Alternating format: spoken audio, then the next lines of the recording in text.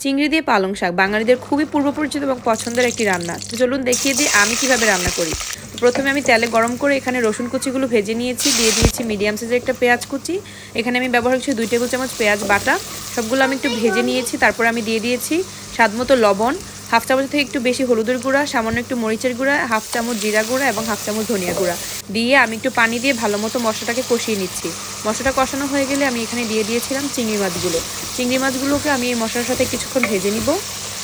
চিংড়ি মাছগুলো ভাজা হয়ে গেলে আমি এখানে দিয়ে দিচ্ছি একটা মিডিয়াম সাইজের আলু, যেগুলো আমি একটু মোটা করে কেটে নিয়েছি। আলুটা 50% সিদ্ধ হয়ে গেলে এখানে আমি অ্যাড করে দিচ্ছি শাকগুলো। আমি এখানে ছোট ছোট পালং শাকগুলো ব্যবহার করেছি।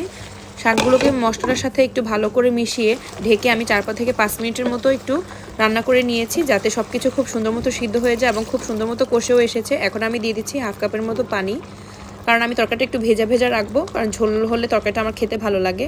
আমার খুব শুকনো খাবার পছন্দ